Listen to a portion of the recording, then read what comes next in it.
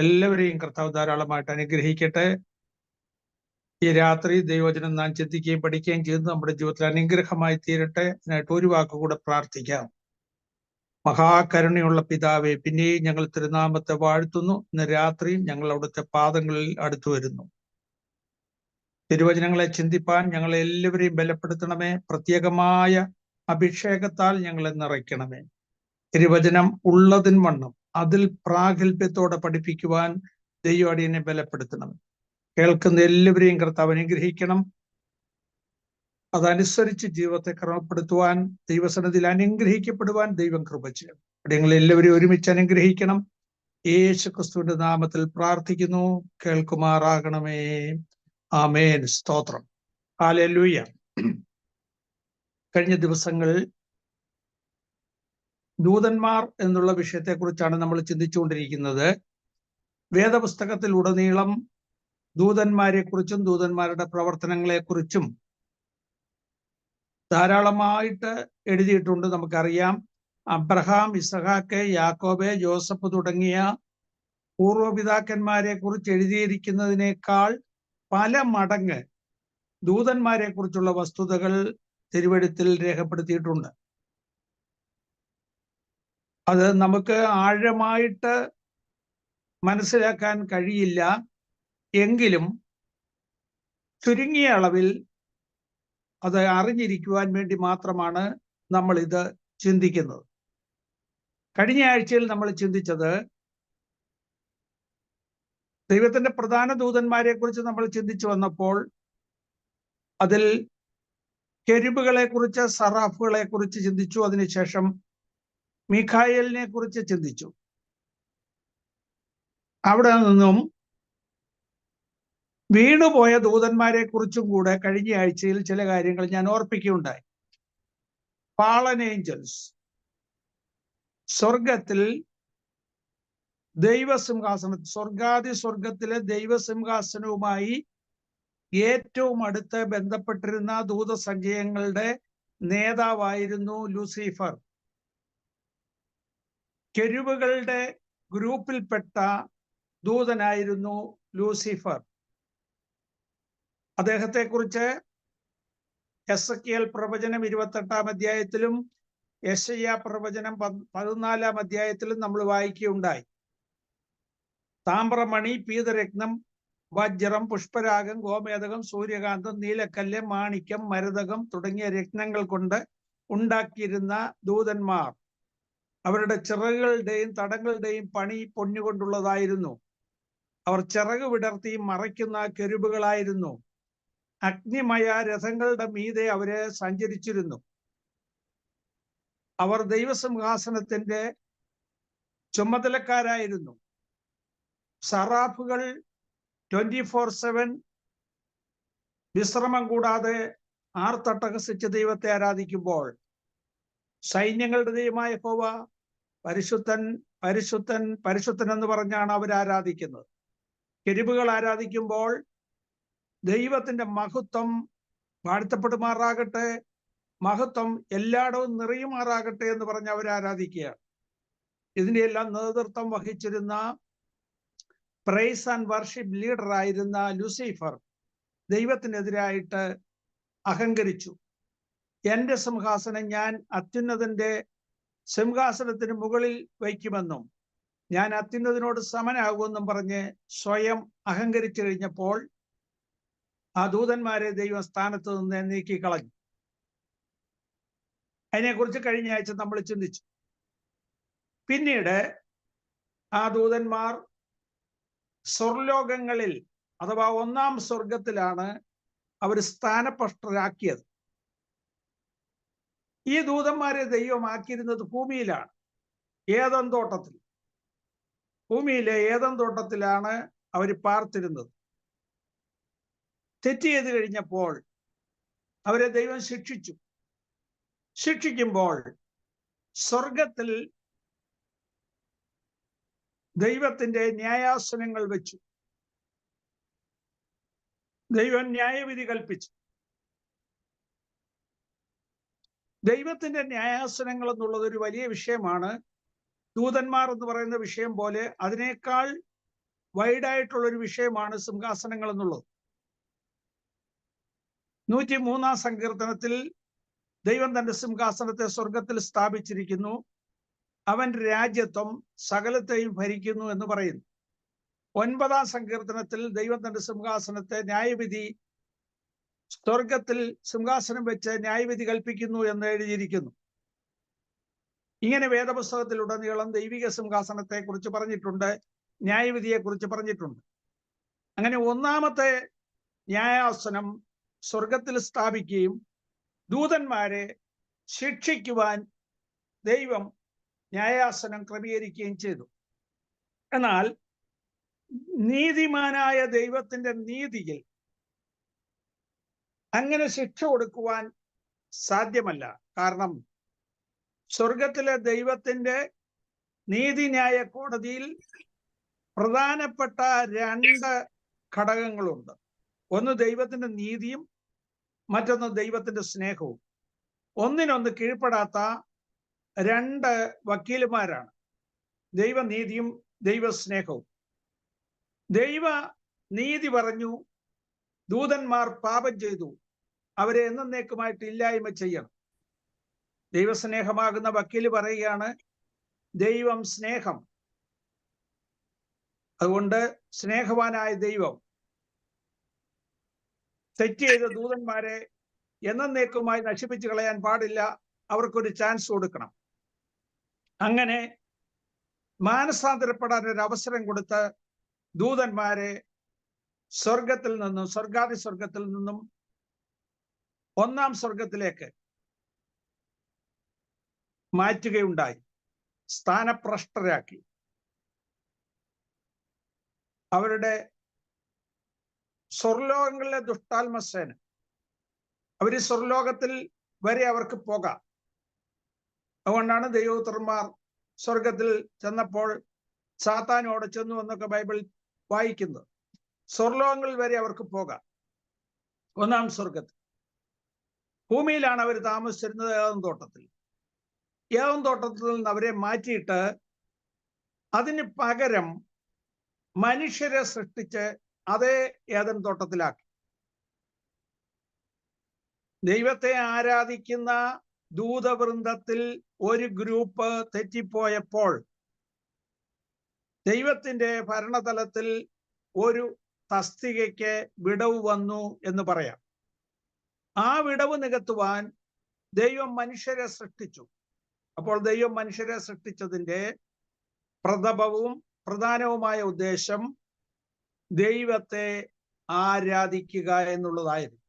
അതിനുവേണ്ടി മനുഷ്യർ ഏദൻ തോട്ടത്തിലാക്കിയത്. അങ്ങനെ ഏദൻ തോട്ടത്തിൽ ആക്കപ്പെട്ട മനുഷ്യർ സന്തോഷത്തോടുകൂടി ദൈവത്തെ ആരാധിച്ച് മുന്നോട്ട് പോകുമ്പോൾ ഈ വീണുപോയ ലൂസിഫറും അവനോട് കൂടെ ഉണ്ടായിരുന്ന ചില ദൂതന്മാരും മനുഷ്യരെ തെറ്റിച്ച് കളയുവാൻ ശ്രമിച്ചു. ഏദൻ തോട്ടത്തിൽ അവർ ഇടത്തിച്ചെന്ന് അവരെ ദൈവത്തിന്റെ കൽപ്പനയ്ക്ക് വിരുദ്ധമായിട്ട് തെറ്റ് ചെയ്യുവാൻ പ്രേരിപ്പിച്ചു. തോട്ടത്തിന്റെ നടുവിലുള്ള ജീവവൃക്ഷത്തിന്റെ ഫലം മനുഷ്യൻ തിന്നാൽ എന്നും ജീവിക്കാൻ കഴിയും, അവർക്ക് മരണമില്ല. പാപം ചെയ്യുന്നതിന് മുമ്പേ മനുഷ്യൻ ജീവവൃക്ഷത്തിന്റെ ഫലം തിന്നിരുന്നു എങ്കിൽ പാപമില്ലാത്തവരായി എന്നും ജീവിക്കാമായിരുന്നു. എന്നാൽ പാപം ചെയ്ത ശേഷം ജീവവൃക്ഷത്തിന്റെ ഫലം പറിച്ചു തിന്നാൽ എന്നും പാപികളായിട്ട് ജീവിക്കും, അവരെ പിന്നെ രക്ഷിക്കാൻ സാധിക്കത്തില്ല. അതുകൊണ്ടാണ് വേദപുസ്തകം പറയുന്നത്, ഉൽപ്പത്തി പുസ്തകം 1-ാം അധ്യായത്തിൽ ദൈവം പറയുകയാണ്, ഇനിയും മനുഷ്യൻ കൈ നീട്ടി ജീവവൃക്ഷത്തിന്റെ ഫലം കൂടെ പറിച്ചു തിന്ന് എന്നേക്കും ജീവിക്കാതിരിക്കേണ്ടതിന് അവരെ തോട്ടത്തിൽ നിന്ന് പുറത്താക്കുക. ഉൽപ്പത്തി പുസ്തകം 3-ാം അധ്യായത്തിൽ പ്രത്യേകം എടുത്ത് പറയുന്നുണ്ട്. അതുകൊണ്ട് കെരുബുകളെ ഏദൻ തോട്ടത്തിൽ തിരിഞ്ഞു ജ്വലിക്കുന്ന വാളിന്റെ ജ്വാലയുമായി നിർത്തി. ഇനി ജീവവൃക്ഷത്തിന്റെ ഫലം കൂടെ പറിച്ചു തിന്നാൽ മനുഷ്യൻ എന്നും പാപികളായി ജീവിക്കും. അതിനു മുമ്പായി അടുത്ത ദൈവത്തിന്റെ ന്യായാസനം ഏദൻ തോട്ടത്തിൽ കൂടുകയുണ്ടായി. ലോക ചരിത്രത്തിൽ ദൈവത്തിന്റെ ഒന്നാമത്തെ നീതിന്യായ കോടതി ഏദൻ തോട്ടത്തിൽ അരങ്ങേറി. ന്യായാധിപനായ ദൈവം സിംഹാസനത്തിൽ ഇരിക്കുന്നു, മനുഷ്യനെ വിസ്തരിക്കുന്നു, സാത്താനെ വിസ്തരിക്കുന്നു. മാനസാന്തരപ്പെടുവാൻ ദൈവം ലൂസിഫറിന് അവസരം കൊടുത്ത് ചുരുങ്ങിയ കാലം അതിനുവേണ്ടി വേർതിരിച്ചു. നമ്മുടെ ദൃഷ്ടിയിൽ വലിയ കാലമാകും, പക്ഷെ ദൈവത്തിന് നമ്മുടെ 1000 സംവത്സരം ഒരു ദിവസം പോലെയുള്ളൂ. അപ്പോൾ ചിലപ്പോൾ ഒരു ദിവസമായിരിക്കും ലൂസിഫറിന് വേണ്ടി വേർതിരിച്ചത്.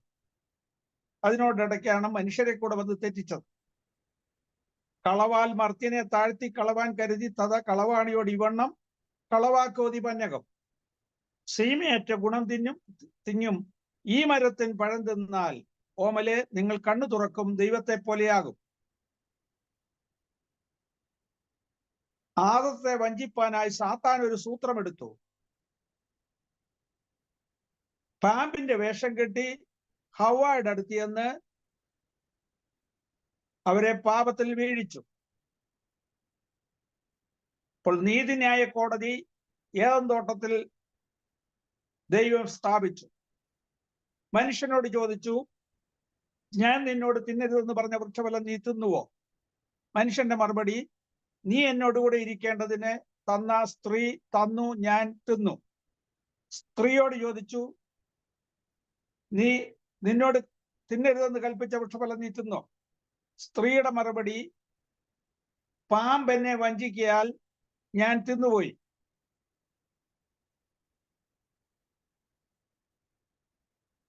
സാത്താൻ വഞ്ചിച്ചത് കൊണ്ട് മനുഷ്യൻ പാപത്തിൽ വീണുപോയി. ദൂതന്മാർ ലൂസിഫർ സ്വയം അഹങ്കരിച്ച്, അവന്റെ പ്രൈഡാണ് അവന്റെ പാപം. അവൻ പാപം ചെയ്തു. എന്നാൽ മനുഷ്യനാകട്ടെ സ്വയം പാപം ചെയ്തതല്ല. പാപത്തിൽ വീണുപോയ ദൂതന്മാർ ഇവരെ പാപത്തിൽ വീഴ്ത്തിയതാണ്.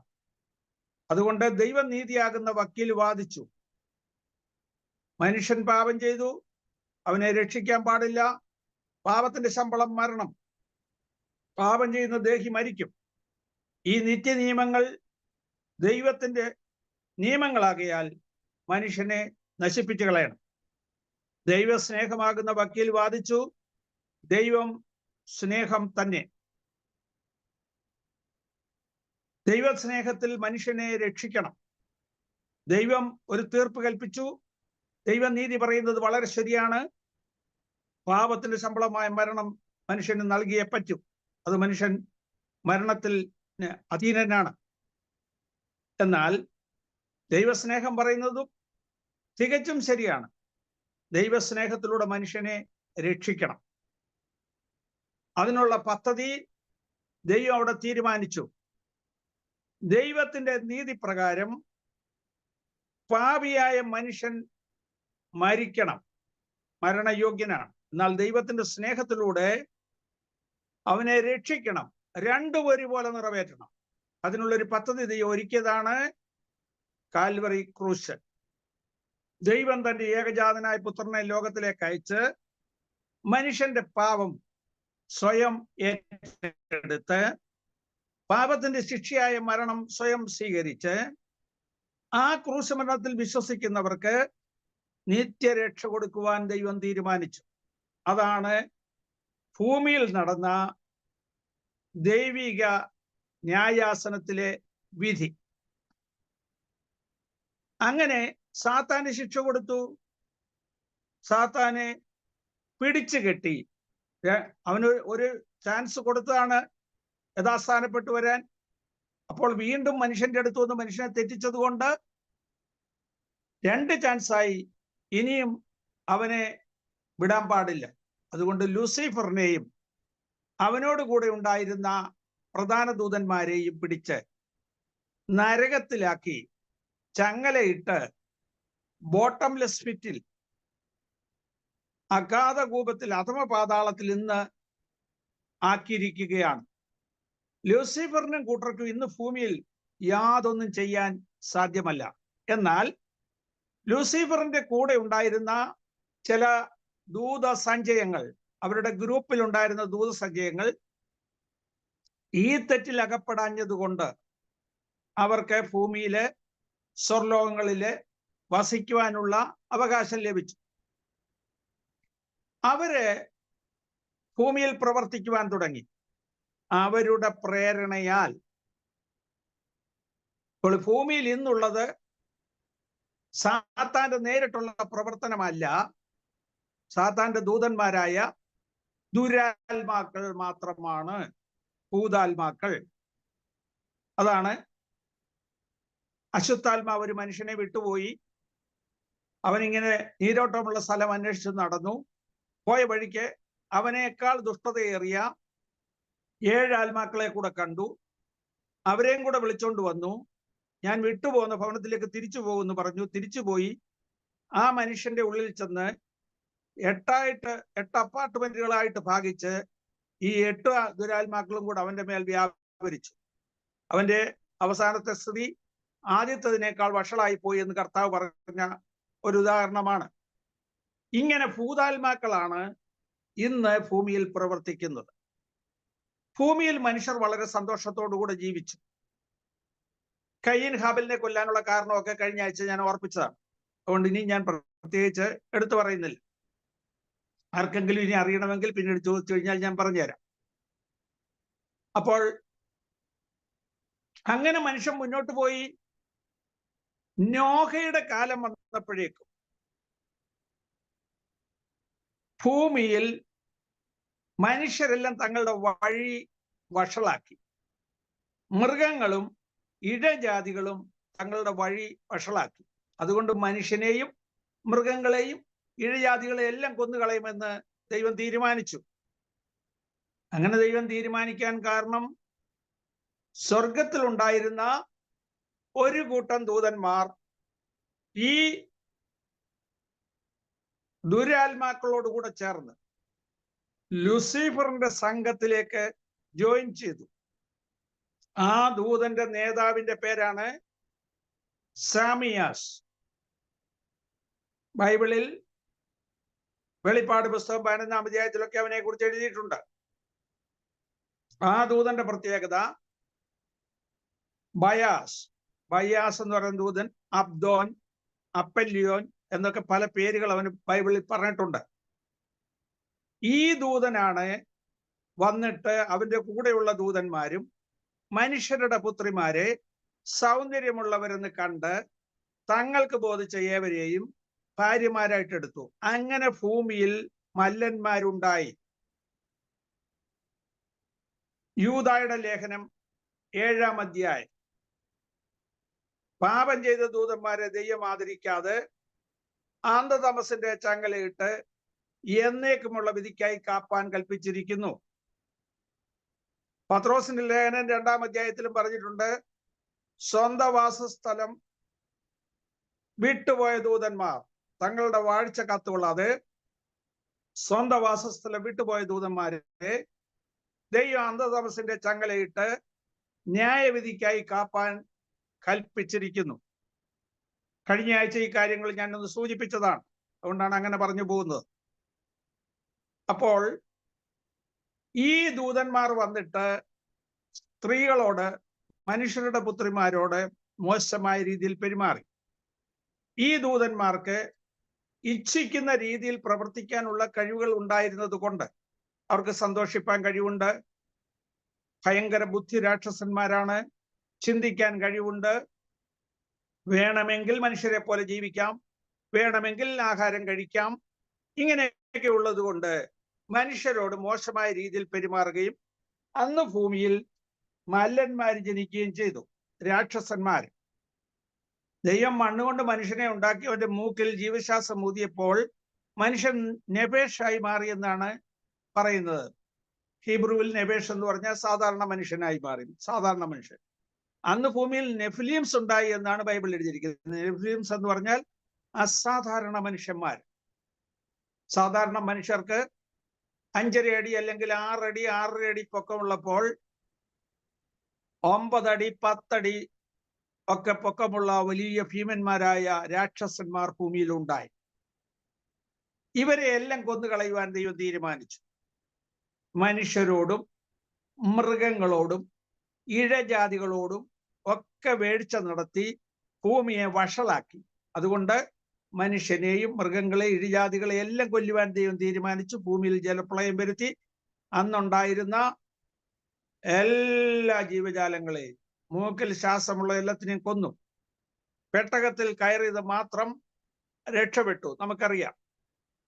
എന്നാൽ ബൈബിളിൽ എഴുതിയിരിക്കുന്നു, അതിന്റെ ശേഷവും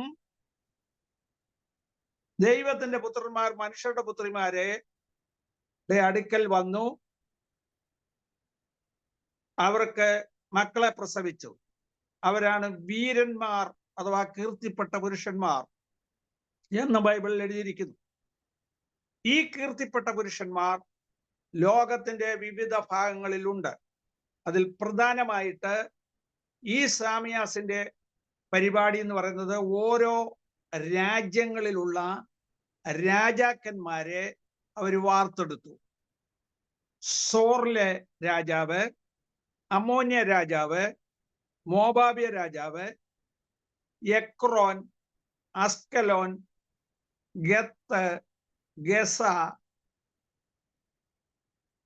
ഈ സ്ഥലങ്ങളിലുള്ള രാജാക്കന്മാരെയെല്ലാം, ബാശാൻ രാജാവായ ഓഗ്, അമോര്യരുടെ രാജാവായ സീഹോൻ, ഇവരെല്ലാം മല്ലന്മാരായിരുന്നു എന്ന് ബൈബിളിൽ എഴുതിയിട്ടുണ്ട്. ബാശാൻ രാജാവായ ഓഗ് 10 അടി പൊക്കമുള്ളവനായിരുന്നു എന്നാണ് പറയപ്പെടുന്നത്. അവന്റെ കട്ടിലിന്റെ നീളം ബൈബിളിൽ പറഞ്ഞിരിക്കുന്നത് 9 മുഴം നീളമാണ്. ആവർത്തന പുസ്തകം 3-ാം അധ്യായം നിങ്ങൾ വായിച്ചു നോക്കണം. അപ്പൊ അവന്റെ വലിപ്പം ഓർത്തു നോക്കണം. ഇതുപോലെ സീഹോനിലെ രാജാവ്, അവൻ മല്ലന്മാരിൽ പ്രധാനിയായിരുന്നു. ഇവരെല്ലാം ഇസ്രായേൽ മക്കൾ കീഴടക്കി. അതിനു വേണ്ടിയാണ് ഇസ്രായേൽ മക്കൾക്ക് ദൈവം യുദ്ധം നയിച്ചത്, ഈ മല്ലന്മാരെ കീഴ്പ്പെടുത്തുവാനും ഇല്ലാതാക്കുവാൻ. അന്ന് അവർ യുദ്ധം ചെയ്തത് തെറ്റായിപ്പോയി എന്നൊക്കെ വാദിക്കാൻ പറ്റും. പക്ഷെ ഈ മല്ലന്മാരെ ഇല്ലാതാക്കുവാനാണ് അങ്ങനെ ചെയ്തത്. ഗോലിയാത്ത് ഒരു മല്ലനായിരുന്നു. അവന്റെ നീളം 9.5 അടിയായിരുന്നു, 9 അടി 6 ഇഞ്ച്. രാഫയ്ക്ക് ജനിച്ച 5 മക്കൾ 5 മല്ലന്മാരായിരുന്നു. ഗോലിയാത്തിന്റെ സഹോദരങ്ങൾ 5 പേര്, അവരെല്ലാം കൂടി 5 പേരാണ്. ഇവരെ 5 പേരെയും കൊല്ലാൻ വേണ്ടിയാണ് ദാവീദ് 5 കല്ലെടുത്തതെന്നാണ് പറയപ്പെടുന്നത്.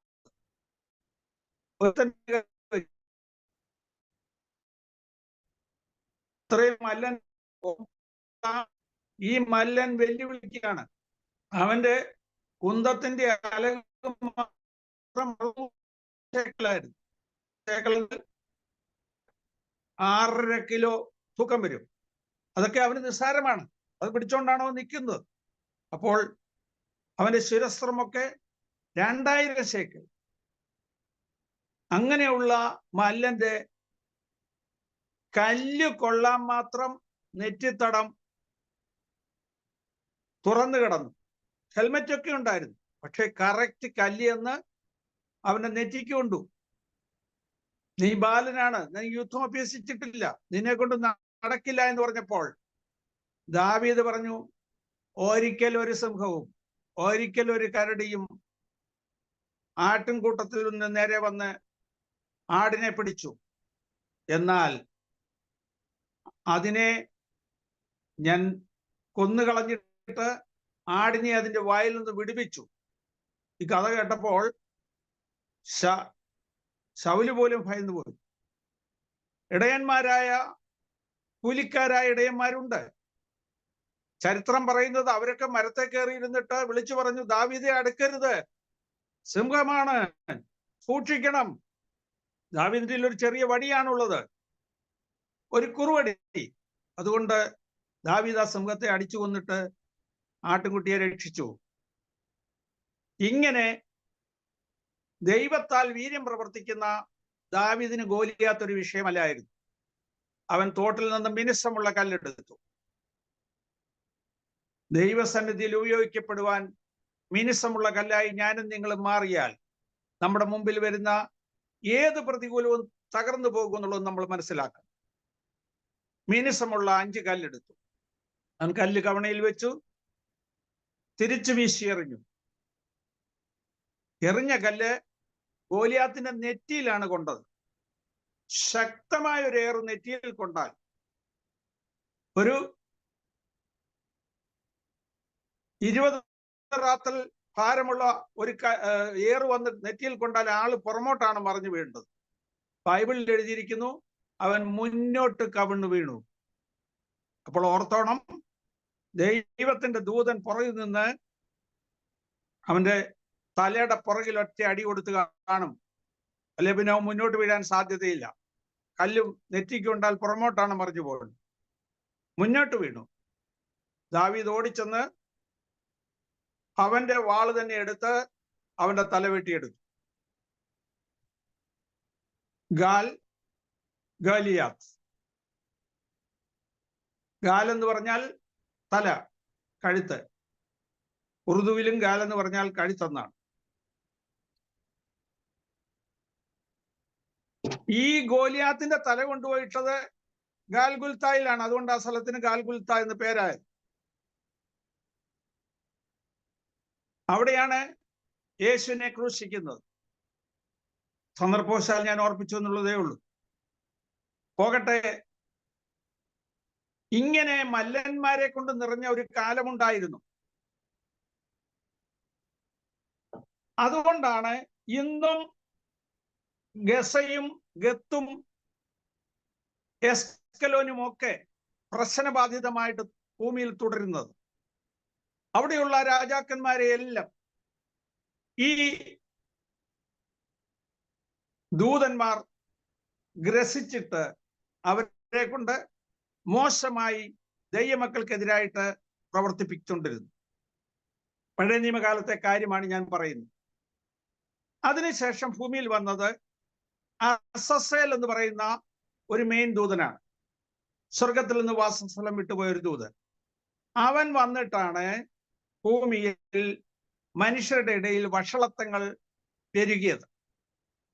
പണ്ടില്ലാത്ത വഷളത്തങ്ങളെല്ലാം ഭൂമിയിലുണ്ടായി.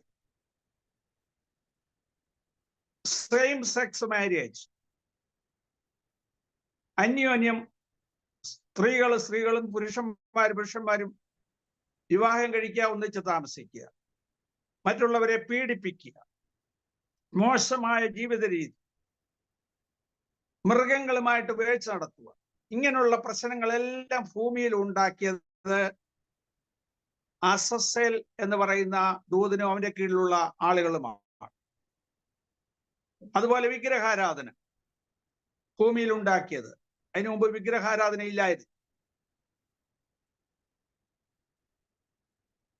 വിഗ്രഹാരാധനയും സോഴ്സറിയും ജാദുവും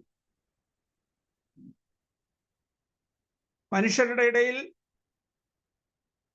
ക്ഷുദ്രം, മന്ത്രപ്രയോഗം, ഇങ്ങനെയുള്ള കാര്യങ്ങള്, ഭൂതത്തിന്റെ പ്രവർത്തനങ്ങള്, ഇതെല്ലാം ഉണ്ടാക്കിയത് ബേസബൂൽ എന്ന് പറയുന്ന ദൂതനാണ്. അവൻ ഭൂമിയിൽ വന്ന് അവന്റെ കുറെ ദൂതന്മാരുമായിട്ട് വന്ന് ഇവിടെ മനുഷ്യരെ കൊണ്ട് ഇങ്ങനെയുള്ള കാര്യങ്ങളൊക്കെ ചെയ്യിപ്പിക്കുവാൻ തുടങ്ങി. ബേസബൂലിനെ കുറിച്ചും അസസേലിനെ കുറിച്ചും ഒക്കെ ഞാൻ കഴിഞ്ഞ ആഴ്ച പെട്ടെന്നൊന്ന് ഓർപ്പിച്ചു. ഫാളൻ ഏഞ്ചൽസിനെ കുറിച്ച് ഇനി ഒരു ക്ലാസ് നമുക്ക് നടത്താം. ചില ആഴ്ചകൾ ക്ലാസ് എടുത്തെങ്കിലേ അത് മനസ്സിലാകത്തുള്ളൂ. നിങ്ങൾക്കറിയാം, ദൈവത്തിന്റെ പെട്ടകം പിടിക്കപ്പെട്ടപ്പോൾ എക്രോനിൽ വെച്ചാണ് പിടിക്കപ്പെട്ടത്. ഗത്തിൽ കൊണ്ടുപോയി വെച്ചു. എക്രോൻ, ദാഗോന്റെ ക്ഷേത്രത്തിലാണ് വെച്ചത്. ഗത്തില് ദാഗോൻ മറിഞ്ഞു വീണു. അപ്പോൾ എക്രോനെ, ഗത്ത്, എസ്കലോനെ, ഗസ, അസ്തോദ്, ഈ 5 ഫെലിസ്ത്യ പ്രഭുക്കന്മാരുടെ പേരിനൊത്തോണം ഈ 5 ദൈവങ്ങളാണ്. 5 എലികളെയും 5 ട്യൂമറും ഉണ്ടാക്കി പെട്ടകത്തിൽ വെച്ചാണ്, വണ്ടിയെ വെച്ചാണ് കൊടുത്തുവിട്ടത്. അത് ഈ ദൂതന്റെ പ്രവർത്തനത്തിനെതിരായിട്ടുള്ള ഒരു ദൈവിക ന്യായവിധിയായിരുന്നു. മഹാപാപപരിഹാര ദിവസം 2 ആട്ടുകുട്ടിയെ വേർതിരിച്ചിട്ട് ഒന്നിന്റെ മേൽ പാപങ്ങൾ ചുമത്തി മരുഭൂമിയിലേക്ക് കൊടുത്തുവിടും. നിയമിക്കപ്പെട്ട ഒരാള് മരുഭൂമിയിൽ കൊണ്ടുപോയി അതിനെ വിട്ടിട്ട് പോരും. അതിനെ ദുഷ്ടമൃഗങ്ങൾ കടിച്ചു കീറിക്കൊല്ലും. അസസേൽ എന്ന് പറഞ്ഞാണ് അതിന് ചീട്ടിട്ടിട്ട് വിടുന്നത്. അസസേൽ എന്ന ദൂതൻ വിഗ്രഹാരാധനയും ഈ സോഴ്സറിയും ഒക്കെ കൊണ്ടുവന്നത് കൊണ്ട് അതുപോലെ ജനങ്ങൾ പ്രവർത്തിച്ചതുകൊണ്ട് ആ പാപങ്ങളെല്ലാം അതിന്റെ മേൽ ചുമത്തിയിട്ടാണ് അസസേലിന് വേണ്ടി വിട്ടുകൊടുത്തത്. ഇതുപോലെ മാമോനെ കുറിച്ച് വേദപുസ്തകത്തിൽ പറഞ്ഞിട്ടുണ്ട്. യേശുക്രിസ്തു തന്നെ പറഞ്ഞിട്ടുണ്ട്. മത്തായിയുടെ സുവിശേഷം 6-ാം അധ്യായത്തിന്റെ 24-ാമത്തെ വാക്യം, നിങ്ങൾക്ക് ദൈവത്തെയും മാമോനെയും കൂടെ സേവിപ്പാൻ സാധ്യമല്ല. എന്താണ് മാമോൻ? പണത്തിന്റെ, സമ്പത്തിന്റെ ദൈവമായിട്ട് മനുഷ്യർ ആരാധിക്കുന്ന ദൂതനാണ് മാമോൻ. മുമ്പ് ലോകത്തിൽ പണമില്ലായിരുന്നു, ബാർട്ടർ സിസ്റ്റം ആയിരുന്നു. നെല്ലുള്ളവൻ അത് കൊടുത്തിട്ട് നാളികേരം മേടിക്കുക, നാളികേരമുള്ളവർ അത് കൊടുത്തിട്ട് പച്ചക്കറികൾ വേണമെങ്കിൽ മേടിക്കുക. സാധനങ്ങൾ കൈമാറുന്ന രീതിയേ ഉണ്ടായിരുന്നുള്ളൂ. പണം ലോകത്തിൽ ഉണ്ടാക്കിയതും അങ്ങനെ പണത്തിന്റെ പേരിൽ മനുഷ്യൻ മറ്റുള്ളവരെ കൊല്ലുന്നതും വഞ്ചിക്കുന്നതും അങ്ങനെയുള്ള പ്രവർത്തികളും എല്ലാം തുടങ്ങിയത് ഈ മാമോന്റെ പ്രവർത്തനം കൊണ്ടാണ്. ആ ദൂതന്റെ പ്രവർത്തന ഫലമായി മനുഷ്യർക്കെതിരായിട്ട് പ്രവർത്തിക്കുവാൻ കാരണമായി തീർന്നു. ഇനി ചിന്തിച്ചു നോക്കുക, ബേസബൂൾ, ഭൂതങ്ങളുടെ തലവനായ ബേസബൂലിനെ കൊണ്ടാണ് യേശു ഭൂതങ്ങളെ പുറത്താക്കുന്നതെന്ന് യഹൂദന്മാർ പറയുകയുണ്ടായി. കാരണം ഈ മന്ത്രപ്രയോഗം ചെയ്യുന്നത്, ഭൂതങ്ങളെ കീഴടക്കി അതിനെ കൊണ്ട് ജോലി ചെയ്യിപ്പിക്കുന്നത് ഒക്കെ മനുഷ്യൻ ചെയ്യുന്ന പരിപാടികളെല്ലാം ഈ ബേസബൂലാണ് ചെയ്തുകൊണ്ടിരുന്നത്. ഈ 4 ദൂതന്മാർ മനുഷ്യർക്കെതിരായിട്ട് ഇങ്ങനെ പ്രവർത്തിച്ചത് കൊണ്ടാണ് യേശു ക്രിസ്തു ലോകത്തിലേക്ക് വന്ന് പാപികൾക്ക് വേണ്ടി മരിക്കേണ്ടതായി വന്നത്. കാരണം പാപത്തിന്റെ ശമ്പളമാണ് മരണം. റോമാലേഖനം 5-ാം അധ്യായത്തിന്റെ 6 തൊട്ടുള്ള വാക്യങ്ങൾ നിങ്ങൾക്ക് വായിക്കുമ്പോൾ വ്യക്തമായിട്ട് മനസ്സിലാകും. റോമാലേഖനം 5-ാം അധ്യായം 6-ാം വാക്യം മുതൽ വായിക്കുന്നു. തന്നെ ക്രിസ്തു തക്ക സമയത്ത് അവർക്ക് വേണ്ടി മരിച്ചു. നീതിമാന് വേണ്ടി ആരെങ്കിലും മരിക്കുന്നത് ദുർലഭം, ഗുണവാന് വേണ്ടി പക്ഷേ മരിക്കാൻ തുല്യമായിരിക്കും. ക്രിസ്തുവോ നാം പാപികളായിരിക്കുമ്പോൾ തന്നെ നമുക്ക് വേണ്ടി മരിക്കാൻ ദൈവം നമ്മുടെ സ്നേഹത്തെ പ്രദർശിപ്പിക്കുന്നു. അവന്റെ രക്തത്താൽ നീതീകരിക്കപ്പെട്ട ശേഷമോ നാം അവനാൽ എത്ര അധികമായി കോപത്തിൽ നിന്ന് രക്ഷിക്കപ്പെടും. ശത്രുക്കളായിരിക്കുമ്പോൾ തന്നെ നമുക്ക് അവന്റെ പുത്രന്റെ മരണത്താൽ ദൈവത്തോട് നിരപ്പ് വന്നുവെങ്കിൽ വരുന്ന ശേഷം നാം അവന്റെ ജീവനാൽ എത്ര അധികമായി രക്ഷിക്കപ്പെടും. അത്രയുമല്ല, നമുക്കിപ്പോൾ നിരപ്പ് ലഭിച്ചതിന് കാരണമായ നമ്മുടെ കർത്താവായ യേശുക്രിസ്തു മുഖാന്തരം നാം ദൈവത്തിൽ പ്രശംസിക്കുകയും ചെയ്യുന്നു. അടുത്തത്, അതുകൊണ്ട് ഏകമനുഷ്യനാൽ പാപവും പാപത്താൽ മരണവും ലോകത്തിൽ കടന്നു. ഇങ്ങനെ എല്ലാവരും പാപം ചെയ്യാൽ മരണം സകല മനുഷ്യരിലും പരന്നിരിക്കുന്നു. പാപമോ ന്യായപ്രമാണം വരെ ലോകത്തിലുണ്ടായിരുന്നു. അപ്പോൾ നോക്കുക, ഏക മനുഷ്യനാൽ പാപവും പാപത്താൽ മരണവും ലോകത്തിൽ കടന്നു. ആദിമ മനുഷ്യർ ചെയ്ത തെറ്റിന്റെ ശിക്ഷയായിട്ട് മരണം ലോകത്തിൽ കടന്നു. സാത്താനാണ് മരണം ലോകത്തിൽ വിതച്ചത്. ഭൂമിയിൽ മനുഷ്യരെ ദൈവം സൃഷ്ടിച്ചപ്പോൾ മരണമില്ലാത്തവരായിട്ടാണ് സൃഷ്ടിച്ചത്. എന്നാൽ പാപം ചെയ്തത് കൊണ്ട് അവർ മരണത്തിന് അധീനരായി തീർന്നു. അപ്പോൾ ആദ്യ നീതിന്യായ കോടതിയിൽ ദൈവം നീതി വാദിച്ചു. മനുഷ്യനെ ശിക്ഷിക്കണം. ദൈവസ്നേഹത്തിൽ ദൈവം മനുഷ്യന് ഒരു ചാൻസ് കൊടുക്കുവാൻ തീരുമാനിച്ചു. അതുകൊണ്ട് ക്രിസ്തു യേശുവിലെ വിശ്വാസത്താൽ യേശു ക്രിസ്തുവിന്റെ ക്രൂശ് മരണത്തിൽ വിശ്വസിക്കുന്നവർക്ക് നിത്യരക്ഷ പ്രഖ്യാപനം ചെയ്തു. ദൈവത്തിന്റെ സാദൃശ്യത്തിൽ സൃഷ്ടിക്കപ്പെട്ട മനുഷ്യൻ ദൈവത്തെ ആരാധിക്കാൻ വേണ്ടി ഉണ്ടാക്കപ്പെട്ടവനാണ്. അവനെ സാത്താൻ തെറ്റിച്ചത് കൊണ്ട് അവനൊരു ചാൻസ് കൂടെ കൊടുക്കുക. രക്ഷിക്കപ്പെട്ട് വരുന്നവരെ ആ ഗ്രൂപ്പിൽ അംഗങ്ങളായിട്ട് എടുക്കുക. രക്ഷിക്കപ്പെടുന്നവരെ കർത്താവ് ദിനംപ്രതി സഭയോട് ചേർക്കുന്നു. എന്നിട്ട് അവസാനത്തിൽ ഈ ദുഷ്ടന്മാരായ ദൂതന്മാരെയും രക്ഷിക്കപ്പെടാത്ത മനുഷ്യരെയും നിത്യനരകത്തിലേക്ക് തള്ളിക്കളഞ്ഞിട്ട് രക്ഷിക്കപ്പെട്ട ദൈവമക്കളെ അഥവാ സഭയെ നിത്യതയിലേക്ക് ചേർക്കും. കർത്താവിനെ നിത്യം ആരാധിപ്പാൻ നിത്യതയുടെ ഭാഗമായി മാറ്റും.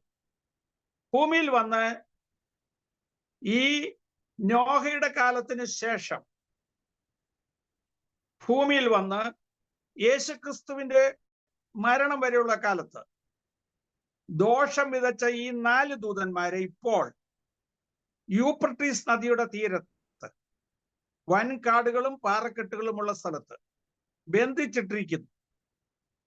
അവരെ ബന്ധിച്ച് വച്ചിരിക്കുകയാണ്. അന്ത്യന്യായവിധിയെങ്കിൽ ഇവരെ അഴിച്ചുവിടും, ഇവരെ വിസ്തരിക്കും, ഇവരെ തീപ്പൊയ്കയിലേക്ക് തള്ളിക്കളയും. രക്ഷിക്കപ്പെടാത്ത മനുഷ്യരെയും സാത്താനും അവന്റെ ദൂതന്മാർക്കുമായിട്ട് ഒരുക്കിയിരിക്കുന്ന തീപ്പൊയ്കയിലേക്ക് തള്ളിക്കളയും. സാത്താനും അവന്റെ ദൂതന്മാർക്കും വേണ്ടിയാണ് ദൈവം തീപ്പൊയ്ക ഉണ്ടാക്കിയത്. ഭൂമിക്കടിയിൽ 3 ഭാഗങ്ങളുണ്ടെന്ന് ഞാൻ പറഞ്ഞു. 1 പാതാളം, 2 അധമ പാതാളം, 3 തീയും ഗന്ധകവും കത്തുന്ന പൊയ്ക. അതാണ് അഗ്നി നരകം. അപ്പോൾ ഇവരെ അഗ്നി നരകത്തിലേക്ക് തള്ളിക്കളയും. വെളിപ്പാട് പുസ്തകം 11-ാം അധ്യായം നമ്മൾ വായിക്കുന്നുണ്ട്. അവിടെ യൂഫ്രട്ടീസ് നദീതീരത്ത് ബന്ധിച്ചിരിക്കുന്ന 4 ദൂതന്മാരെ അഴിച്ചുവിടുക എന്ന് പറഞ്ഞ് മഹോദര കാലത്ത് അവരെ അഴിച്ചുവിടും. അവർ ഭൂമിയിൽ ഏറ്റവും മോശമായ രീതിയിൽ പ്രവർത്തിക്കും. അതാണ് മഹോദരം എന്ന് പറയുന്നത്. അതിനുശേഷം ഈ ദൂതന്മാരെ നിത്യനരകത്തിലേക്ക് തള്ളിക്കളയും. അപ്പോൾ ഇവരുടെ പ്രവർത്തനത്തിൽ വഷളായി പോയ മനുഷ്യരെ, ചതിമോഹത്താൽ വഷളായി പോകുന്ന മനുഷ്യനെ എന്നേക്കുമായിട്ട് ഉപേക്ഷിച്ച് ദൈവത്തിന്റെ നീതിയിലും വിശുദ്ധിയിലും ദൈവാനുരൂപമായി സൃഷ്ടിക്കപ്പെട്ട പുതു മനുഷ്യനെ ധരിക്കുക എന്നുള്ളതാണ് പുതിയ നിയമത്തിന്റെ തത്വം. അപ്പോൾ പുതിയ നിയമം സ്ഥാപിക്കാൻ കർത്താവ് വന്നു എന്ന് പറയുമ്പോൾ ആ പുതിയ നിയമം എന്ന് പറയുന്നത് ഇതാണ്: പഴയ നിയമത്തിന് കഴിയാഞ്ഞതിനെ സാധിപ്പിക്കാനാണ് വന്നത്. എന്തായിരുന്നു പഴയ നിയമം? ഈ മനുഷ്യനെ രക്ഷിക്കാൻ വേണ്ടി ഉണ്ടാക്കിയത് ആ പഴയ നിയമം. പഴയ നിയമത്തിൽ 613 പ്രമാണങ്ങൾ ഉണ്ടായിരുന്നു. അതിനകത്ത് 10 കൽപ്പനകളായ പ്രമാണമുണ്ടായിരുന്നു, ന്യായപ്രമാണം. ധാർമ്മിക നിയമങ്ങളായ 224 ധാർമ്മിക നിയമങ്ങൾ ഉണ്ടായിരുന്നു. 210 ആരാധനാ നിയമങ്ങൾ ഉണ്ടായിരുന്നു, റിച്വൽസ്. 169 ഭക്ഷണ നിയമങ്ങൾ പഴയ നിയമത്തിൽ കൊടുത്തിട്ടുണ്ട്. ഇങ്ങനെ മൊത്തം 613 നിയമങ്ങൾ കൊടുത്തത് മനുഷ്യനെ നന്നാക്കി എടുക്കാൻ വേണ്ടി. അതിനുവേണ്ടി ദൈവം വിളിച്ചത് നമുക്കറിയാം, അബ്രഹാമിനെയാണ്. തുടർന്ന് അബ്രഹാമിലൂടെ ഒരു സന്തതിയെ രൂപാന്തരപ്പെടുത്തുവാൻ നേഷന് വേണ്ടി മാത്രമായിട്ട് കൊടുത്ത നിയമങ്ങളായിരുന്നു പഴയ നിയമം. അങ്ങനെ ദൈവത്തിങ്കിൽ നിന്ന് അകന്നുപോയ മനുഷ്യരെ, സ്വർഗത്തിൽ നിന്ന് ബന്ധം വിട്ടുപോയ ഭൂമിയെയും മനുഷ്യരെയും ദൈവത്തോട് ഒന്നിപ്പിക്കുവാൻ പരിശ്രമിച്ച ന്യായപ്രമാണം വെറും വനരോധന തുല്യമായി മാറ്റപ്പെട്ടപ്പോൾ മനുഷ്യരെ ദൈവത്തോട് ഒന്നിപ്പിക്കുവാൻ, നിത്യതയുമായി ബന്ധിപ്പിക്കുവാൻ ദൈവം തന്റെ പുത്രനെ ലോകത്തിലേക്ക് അയക്കുവാൻ തീരുമാനിച്ചു. അങ്ങനെ യേശുക്രിസ്തു ലോകത്തിലേക്ക് വന്നു. എബ്രായ ലേഖനം 2-ാം അധ്യായം 14-ാം വാക്യം: മക്കൾ ജഡരക്തങ്ങളോട് കൂടിയവരായതുകൊണ്ട്, എബ്രായർ 2:11, മക്കൾ ജഡരക്തങ്ങളോട് കൂടിയവരായതുകൊണ്ട് അവനും അവരെ പോലെ കൂടിയായി മരണത്തിന്റെ അധികാരിയായ പിശാചിനെ തന്റെ മരണത്താൽ നീക്കി ജീവപര്യന്തം മരണഭീതിയിൽ അടിമകളായിരുന്ന നമ്മെയെല്ലാം വിടുവിച്ചു. കൊലോസ്യ ലേഖനം 2-ാം അധ്യായം 14-ാം വാക്യം: ചട്ടങ്ങളാൽ നമുക്ക് വിരോധവും പ്രതികൂലവുമായിരുന്ന കൈയെഴുത്ത് മായിച്ച് ക്രൂശിൽ തറച്ച് ശത്രുത്വമില്ലാതാക്കി വാഴ്ചകളെയും അധികാരങ്ങളെയും ക്രൂശിന്മേൽ തോൽപ്പിച്ച് അവരുടെ മേൽ ജയോത്സവം കൊണ്ടാടി. ആ വാക്യം ഒന്ന് വായിക്കാമെങ്കിൽ ആരെങ്കിലും വായിച്ചാട്ടെ. കൊലോസ്യലേഖനം 2-ാം അധ്യായം 14-ാം വാക്യം. അതിക്രമങ്ങൾ ഒക്കെയും നമ്മോട് ക്ഷമിച്ച ചട്ടങ്ങളാൽ നമുക്ക് വിരോധവും പ്രതികൂലവുമായിരുന്ന കൈയെഴുത്ത് മായിച്ച് ക്രൂശിൽ തറച്ച് നടുവിൽ നിന്ന് നീക്കിക്കളഞ്ഞു. വാഴ്ചകളെയും അധികാരങ്ങളെയും ആയുധവർഗം വെപ്പിച്ചു. ക്രൂശിൽ അവരുടെ മേൽ ജയോത്സവം കൊണ്ടാടി അവരെ പരസ്യമായ കാഴ്ചയാക്കി. അടുത്ത വാക്യം കൂടെ വായിച്ചാണ്. അതുകൊണ്ട് വായിച്ചാട്ടെ. അതുകൊണ്ട് ഭക്ഷണപാനങ്ങൾ സംബന്ധിച്ചോ പെരുന്നാൾ, വാവ്, ശബത്ത് എന്നീ കാര്യത്തിലോ ആരും നിങ്ങളെ വിധിക്കരുത്. ഇവ വരുവാനിരുന്നവയുടെ നിഴലത്രേ. ദേഹം എന്നതോ ക്രിസ്തുവിനുള്ളത്. താഴ്ചയിലും ദൂതന്മാരെ ആരാധിക്കുന്നതിലും രസിച്ച് സ്വന്തം ദർശനങ്ങളിൽ പ്രവേശിക്കുകയും തന്റെ ജഡമനസ്സിനാൽ വെറുതെ ചീർക്കുകയും തലയെ മുറുകെ പിടിക്കാതിരിക്കുകയും ചെയ്യുന്ന ആരും നിങ്ങളെ വിരുത് തെറ്റിക്കരുത്. താഴ്ചയിലും ദൂതന്മാരെ ആരാധിക്കുന്നതിലും രസിച്ച് മാമോനെ, ബേസബൂലിനെ, അസസലിനെ ഒക്കെ ആരാധിക്കുന്ന ആളുകൾ ഗൾഫ് രാജ്യങ്ങളിലെല്ലാം ഉണ്ട്. ലോകത്തിന്റെ വിവിധ ഭാഗങ്ങളിലുണ്ട്, ആഫ്രിക്കയിലുണ്ട്. അപ്പോൾ ദൂതന്മാരെ ആരാധിക്കുന്നതിൽ, ഇങ്ങനെയുള്ള വീണുപോയ ദൂതന്മാരെ ആരാധിക്കുന്ന വലിയ ജനസമൂഹം ലോകത്തിലുണ്ട്. അവരാരും നിങ്ങളെ വിരുത് തെറ്റിക്കരുത്. ഇവരെയെല്ലാം ക്രൂശിന്മേൽ പരസ്യമായ കാഴ്ചയാക്കിയാണ് യേശു ക്രിസ്തു കാൽവറിയിൽ മരിച്ചിട്ട്. ഇംഗ്ലീഷിൽ നിങ്ങൾ വായിക്കാമെങ്കിൽ വായിക്കുക. അവിടെ എഴുതിയിട്ടുണ്ട്, the certificate of depth removed and nailed on the cross. നമ്മുടെ മേൽ വെച്ചിരുന്ന സർട്ടിഫിക്കറ്റ് ഓഫ് ഡെപ്റ്റ്, ഒരു ചട്ടം ഉണ്ടാക്കി വെച്ചിരുന്നു, ഒരു കടം വെച്ചിരുന്നു. പാപത്തിന്റെ ശമ്പളം മരണം. മനുഷ്യർക്ക് ആർക്കും വീട്ടാൻ പറ്റാത്ത കടമാണ് മരണമെന്ന് പറയുന്നു. ആ മരണം സ്വയം ഏറ്റെടുത്ത് അതിൽ വിശ്വസിക്കുന്നവർക്ക് നിത്യജീവൻ ദൈവം കൽപ്പിച്ചിരിക്കുക. അങ്ങനെയാണ് നമുക്ക് നിത്യജീവൻ ലഭിക്കുന്നത്. ഇതാണ് പുതിയ നിയമം എന്ന് പറയുന്നത്. നമ്മുടെ കർത്താവും രക്ഷിതാവുമായ യേശു ക്രിസ്തുവിന്റെ പുതിയ നിയമം എന്നൊരു വാക്യം ബൈബിളിലുണ്ട്. ബൈബിളിൽ മുഴുവൻ നിങ്ങൾ നോക്കിയാലും അത് കാണത്തില്ല. കാരണം പുതിയ നിയമം ആരംഭിക്കുന്നതിന്റെ ഹെഡിങ് ആയിട്ട് കൊടുത്തിരിക്കുന്ന വാക്യമാണ്. നമ്മുടെ കർത്താവും രക്ഷിതാവുമായ യേശു ക്രിസ്തുവിന്റെ പുതിയ നിയമം. യേശു ക്രിസ്തു സ്ഥാപിച്ച പുതിയ നിയമം എന്ന് പറയുന്നത് പുതിയ നിയമ പുസ്തകങ്ങളിലൂടെ വെളിപ്പെടുത്തിയിരിക്കുകയാണ്. സാത്താന്റെ മേലുള്ള അധികാരം യേശു ക്രിസ്തു ഇല്ലാതാക്കി, അവരെ പരസ്യമായ കാഴ്ചയാക്കി. അവന്റെ അധികാരത്തിൽ നമ്മെ, സാത്താന്റെ അധികാരത്തിൽ നമ്മെ വിടുവിച്ചു. അതാണ് പുതിയ നിയമം എന്ന് പറയുന്നത്. അതിന് തന്റെ രക്തം നൽകേണ്ടി വന്നു. ഇപ്പൊ സാത്താന് യേശുക്രിസ്തു രക്തം നൽകി എന്ന് പറയുന്ന ആൾക്കാരുണ്ട്. ഒരിക്കലും സാത്താന് വേണ്ടി അല്ല രക്തം നൽകിയത്, ദൈവത്തിന്റെ നീതിക്ക് വേണ്ടിയാണ്. ദൈവത്തിന്റെ നീതി പ്രകാരം പാപത്തിന്റെ ശമ്പളം മരണം, മരണത്തിന്റെ ശിക്ഷ യേശുക്രിസ്തു സ്വയം ഏറ്റെടുത്തിട്ട് മനുഷ്യന് രക്ഷ കൽപ്പിക്കുകയായിരുന്നു.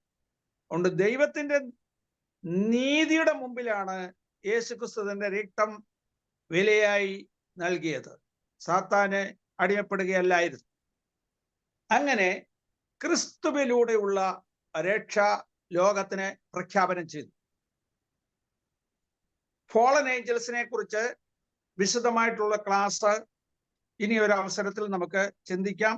അത് ആഴ്ചകൾ സംസാരിച്ചെങ്കിലേ നമുക്ക് മനസ്സിലാക്കാൻ പറ്റത്തുള്ളൂ.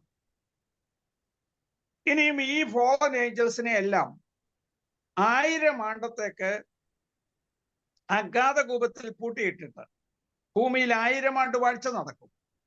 രക്ഷിക്കപ്പെട്ട ദൈവമക്കൾ ഭൂമിയിൽ 1000 ആണ്ട് വാഴും. 1000 ആണ്ട് വാഴ്ച എന്നുള്ള വിഷയം വരുമ്പോൾ അതിനെക്കുറിച്ച് നമുക്ക് ചിന്തിക്കാം. ഇനിയും അങ്ങനെയാണ് നിത്യത തുടങ്ങുന്നത്. അതിന്റെ അവസാനത്തിൽ പിന്നീട് നിത്യത ആരംഭിക്കുക. പ്രധാന ദൂതനായിരുന്ന മീഖായേലാണ് മനുഷ്യർക്കു വേണ്ടി മനുഷ്യരെ കാവൽ ചെയ്യുവാൻ നിയമിക്കപ്പെട്ടിരിക്കുന്ന പ്രധാന ദൂതൻ, ആർക്കേഞ്ചൽ. ആ ദൂതന്റെ കീഴിലുള്ള ദൂതന്മാരാണ് മനുഷ്യരുടെ കാവലിന് വേണ്ടി കടന്നു വരുന്നത്. നമ്മൾ ചിന്തിച്ച 7 പ്രധാന ദൂതന്മാരിൽ മീഖായേല്, ഗബ്രിയേല്, കെരൂബുകള്, സറാഫുകള്, അതിനെക്കുറിച്ചൊക്കെ നമ്മൾ ചിന്തിച്ചു. പിന്നീടുള്ളത് റഫായേൽ എന്ന് പറയുന്ന ദൂതനാണ്. ഞാനത് ഓർപ്പിക്കുകയുണ്ടായി. യഹോവ റാഫ, യാഹ്വേ റാഫ, സൗഖ്യം ആക്കുന്ന ദൈവം. യഹോവ റാഫ എന്ന് ബൈബിളിൽ പറഞ്ഞിരിക്കുന്നതും റഫായേൽ എന്ന് പറയുന്നതും ഒന്നാണ്. ഏൽ എന്ന് കേട്ടാൽ ദൈവം എന്നാണെന്ന് ഓർത്തോണം. ഏലി ഏലി ലമ്മ ശബക്ദാനി, ഏലിയാവ്, ഏലിയാഷിബ്, ദാനിയേല്, എസക്കിയേല്, യോവേല്, അല്ല, ഏൽ വന്നാൽ ദൈവം എന്ന് ഓർത്തോളും. റാഫ്, റാഫ, ഏൽ എന്ന വാക്കിന്റെ അർത്ഥം ദൈവം സൗഖ്യദായകൻ. യാഹ്വേ റാഫ എന്ന് പറഞ്ഞാൽ യഹോവ സൗഖ്യദായകൻ. അപ്പോൾ റഫായേൽ എന്ന് പറയുന്ന ദൂതൻ, മലയാളത്തിൽ റഫായേൽ എന്ന് നമ്മുടെ ബൈബിളിൽ എഴുതിയിട്ടില്ലാത്തത് കൊണ്ട് നമ്മുടെ സാധാരണ ദൈവദാസന്മാർ റഫായേൽ എന്ന ദൂതനെ കുറിച്ച് പറയാറില്ല. കാരണം ഹീബ്രുവിൽ റഫായേൽ എന്ന് പറഞ്ഞാൽ ദൈവം സൗഖ്യമാക്കുന്നു. അങ്ങനെ ഈ ദൂതസഞ്ചയത്തിന്റെ കൂട്ടത്തിൽ സൗഖ്യമാക്കുന്ന ദൂതന്മാരുടെ ഒരു ഗ്രൂപ്പ് നമ്മോടുകൂടെ ഉണ്ട്. ഉറിയേൽ, നിങ്ങൾ പുറപ്പാട് പുസ്തകം 28-ാം അധ്യായത്തിലുണ്ട്. ഉറിയേൽ, ഉറീമും തുമീമും. ഉറിയേൽ എന്ന വാക്കിന്റെ അർത്ഥം ദൈവത്തിന്റെ വെളിപ്പാട്. മനുഷ്യർക്ക് വെളിപ്പാടും ദർശനവും ഒക്കെ നൽകുന്നത് ഈ ഉറിയേൽ എന്ന് പറയുന്ന ദൂതനാണെന്നാണ് വിശ്വസിക്കപ്പെടുന്നത്. അപ്പോൾ ആ വെളിപ്പാടുകൾ മനുഷ്യർക്ക് നൽകുവാൻ, അരുളപ്പാടുകൾ നൽകുവാൻ ഉറിയേലിന്റെ കൂടെയുള്ള ദൂതന്മാർ നമ്മോടൊപ്പം ഉണ്ടായിരിക്കും. ഷമ്മായേൽ, യഹോവ ഷമ്മ, ദൈവം നമ്മോടുകൂടെ. യെഹെസ്കേൽ പ്രവചനം അവസാനത്തെ അധ്യായത്തിലുണ്ട്. അപ്പോൾ യഹോവ ഷമ്മ, ഷമ്മായേൽ, ദൈവം നമ്മോടുകൂടെ, നമ്മോടൊപ്പമുള്ള ദൂതന്മാരാണ് അത്. അങ്ങനെ ദൂതന്മാരുടെ ഒരു സഞ്ചയം തന്നെ നമുക്ക് ചുറ്റിലുമുണ്ട്. യഹോവയുടെ ദൂതൻ അവന്റെ ഭക്തന്മാരുടെ ചുറ്റും പാളയമിറങ്ങി അവരെ വിടുവിക്കുന്നു. ഒരു മനുഷ്യൻ രക്ഷിക്കപ്പെട്ട് കഴിഞ്ഞാൽ തക്കതായ വിശുദ്ധിയോടും തക്കതായ വേർപാടോടും ഒരുക്കത്തോടും കൂടെ ഭക്തനായി ജീവിക്കുകയാണെങ്കിൽ ഒരു പ്രശ്നങ്ങളുമില്ലാതെ അവനെ മുന്നോട്ട് കൊണ്ടുപോകുവാൻ ചാരോം തരഫ് സ്വർഗദൂതോं की पैरा लगाएगा. 4 വശത്തും ദൂതന്മാര് നമുക്ക് ചുറ്റും ഫെൻസ് ഉണ്ടാക്കി നിൽക്കും, നമ്മെ കാത്തു സൂക്ഷിക്കുവാൻ. അതാണ് ദൈവവചനത്തിന്റെ വ്യവസ്ഥ. ദൈവിക പ്രമാണങ്ങളെ പാലിച്ച് ദൈവത്തെ അനുസരിക്കുന്നവരായി ഭയഭക്തിയോടെ വിശുദ്ധിയോടെ വേർപാടോടെ നിൽക്കുന്ന ഒരാളിനെ ദൂതന്മാർ വിട്ടുപോകത്തില്ല. ദൈവമേ, വിശുദ്ധി നിന്റെ ആലയത്തിന് എന്നേക്കും യോഗ്യമാകും. അശുദ്ധി എവിടെയെങ്കിലും കണ്ടാൽ ദൂതന്മാർ അവിടെ നിൽക്കില്ല. അതുകൊണ്ട് വിശുദ്ധിയോടെ ദൈവസന്നിധിയിൽ ജീവിച്ച് ദൂതന്മാരുടെ സംരക്ഷണയിൽ തുടരുവാൻ ദൈവം നമ്മെ സഹായിക്കട്ടെ. അടുത്ത ആഴ്ച ദൂതന്മാരുടെ വിവിധ പ്രവർത്തനങ്ങളെ കുറിച്ച്, ഏതൊക്കെ നിലയിലാണ് ദൂതന്മാർ പ്രവർത്തിക്കുന്നത്, എങ്ങനെയൊക്കെയാണ് നമ്മളെ സംരക്ഷണം ചെയ്യുന്നത്, എങ്ങനെ നമുക്ക് വേണ്ടി പ്രവർത്തിക്കുന്നു എന്നുള്ളതിനെ കുറിച്ച് അടുത്ത ആഴ്ച നമുക്ക് ചിന്തിക്കാം. ഇന്ന് നമ്മൾ ചിന്തിച്ച് അവസാനിപ്പിച്ചത് വിശുദ്ധിയോടെ വേർപാടോടെ ദൈവത്തിന്റെ കൽപ്പനകളെ പ്രമാണിച്ച് ഉത്തരവാദിത്തോടെ ജീവിക്കുവാൻ ആഗ്രഹിക്കുന്ന ഒരു ദൈവ പൈതലിന് വേണ്ടിയാണ് ദൂതന്മാർ സദാ ജാഗരൂകരായിരിക്കുന്നത്. രക്ഷ പ്രാപിപ്പാനുള്ളവരുടെ ശുശ്രൂഷയ്ക്ക് അയക്കപ്പെടുന്ന സേവകാത്മാക്കളാണ്. Hebrews chapter 1 verse 14. നമ്മൾ ആരും രക്ഷ പ്രാപിച്ചിട്ടില്ല. രക്ഷ പ്രാപിപ്പാനുള്ളവരുടെ ലൈനിൽ ചേർന്ന് നിൽക്കുന്നു എന്നുള്ളതേ ഉള്ളൂ. ഞാൻ പറയാറുണ്ട്, നാട്ടിലോട്ട് പോകാനായിട്ട് ടിക്കറ്റ് എടുത്ത് പ്ലെയിനിൽ കയറിയത് കൊണ്ട് നമ്മൾ നാട്ടിലെത്തിയവരെന്നല്ല പറയുന്നത്, നാട്ടിൽ പോകാനുള്ളവരുടെ കൂട്ടത്തിൽ ചേർന്നു എന്നുള്ളതേ ഉള്ളൂ. സ്വർഗത്തിൽ പോകാനുള്ളവരുടെ ലൈനിൽ നമ്മളും ക്യൂവിലായി എന്നേ ഉള്ളൂ. രക്ഷിക്കപ്പെട്ടപ്പോൾ ഞാൻ ദൂരത്തിരിക്കുമ്പോൾ നിങ്ങളുടെ രക്ഷയ്ക്കായി അധികമായി പ്രവർത്തിപ്പീൻ എന്ന് പൗലോസ് പറയുന്നു. നമ്മുടെ രക്ഷയ്ക്കായി അനുദിനവും നാം പ്രവർത്തിക്കേണ്ടതായിട്ടുണ്ട്. വിശുദ്ധിയോടെ വേർപാടോടെ ജീവിച്ച് ദൂതന്മാരുടെ സംരക്ഷണയിൽ തുടരുവാൻ ദൈവം നമ്മെ സഹായിക്കട്ടെ. നമുക്ക് പ്രാർത്ഥിക്കാം. Praise the Lord. ആമേൻ.